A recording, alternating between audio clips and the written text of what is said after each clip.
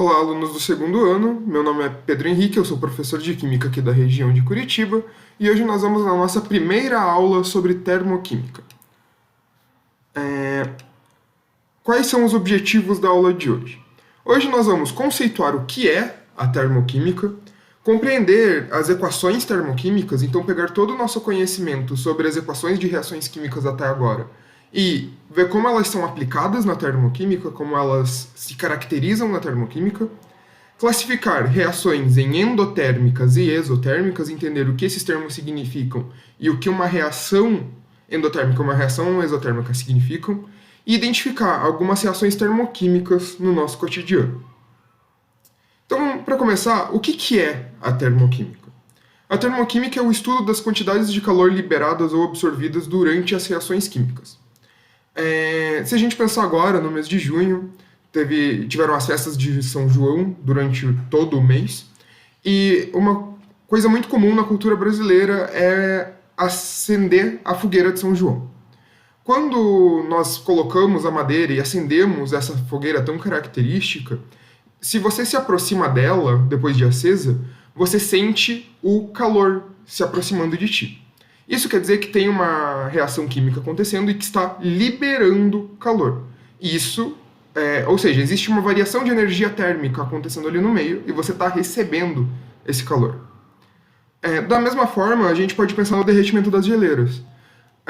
Para uma geleira derreter, assim como tem acontecido durante toda a história, com o aquecimento do planeta e outros desastres climáticos, essas geleiras elas derretem porque elas estão recebendo energia térmica. Ou seja, elas estavam em um certo estado, receberam calor e passaram para um segundo estado. Saíram do estado sólido e chegaram no estado líquido. Então, se a gente pega isso e tenta classificar esses dois tipos de reação. O primeiro tipo de reação é aquela reação que libera energia. Quando ele libera energia, ela nos dá a sensação de calor. Para esse tipo de reação, a gente denomina ela de exotérmica. Exo, porque significa para fora, que está saindo. E térmica, porque tem a ver com energia térmica, tem a ver com variação de calor.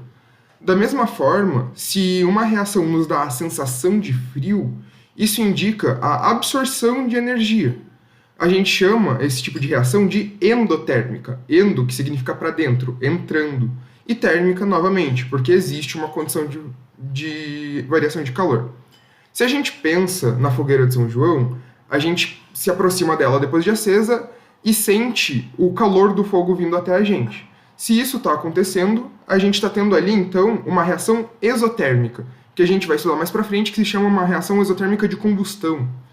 Da mesma forma, estou retomando o exemplo das geleiras, se você pega um cubo de gelo e coloca na sua mão, então pensando nessa questão das geleiras em menor escala, essas geleiras estão absorvendo calor. O cubo de gelo na sua mão vai absorver o calor da sua mão para começar a derreter.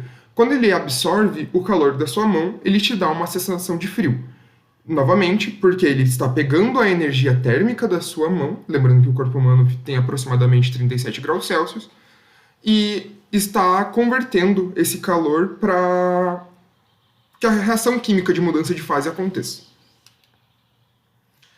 Tudo isso tem a ver com um fator que se chama entalpia. O que é a entalpia? A entalpia, que a gente normalmente representa pela letra H, é a energia química que compõe cada molécula e que está presente em todas as reações. A gente chama da entalpia dos reagentes, ou entalpia inicial. A gente demarca pelo termo HR, e a entalpia dos produtos, que a gente chama de HP. Se toda reação tem uma variação de entalpia, um ΔH, a gente só tem que lembrar que o delta é o final menos o inicial. Se o final é o dos produtos e o inicial é o dos reagentes, então o ΔH é igual à entalpia dos produtos, o do HP, menos a entalpia dos reagentes, o HR.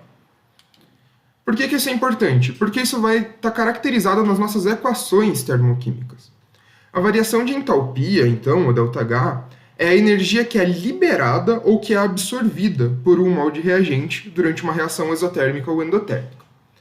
Essas equações termoquímicas elas vão se apresentar de duas formas para a gente, de um modo quando é exotérmica e de um modo quando é endotérmica, com uma pequena diferença entre elas, mas que é essa diferença que vai caracterizar o que é o que.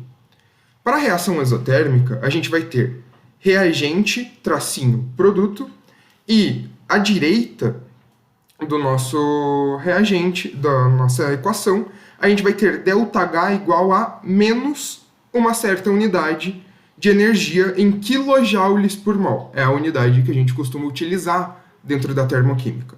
Ah, mas que valor é esse?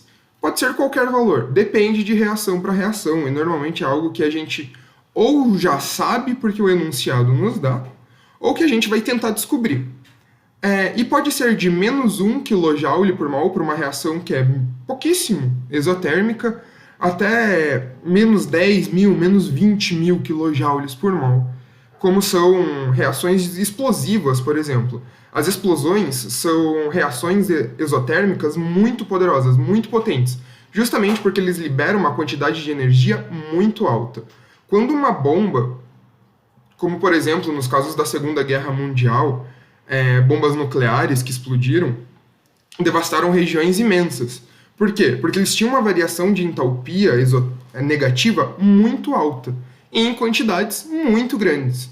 Então, as equações exotérmicas podem dizer para a gente, inclusive, qual é o perigo de não conter uma reação dessa. Equações que são muito exotérmicas, então reações que liberam muita energia, precisam ser feitas em ambientes bem contidos para que nada saia do controle. Em contraparte, a reação endotérmica, elas têm uma pequena diferença no sinal do ΔH.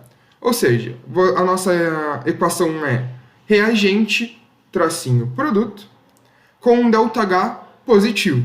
Novamente, qual o valor de ΔH?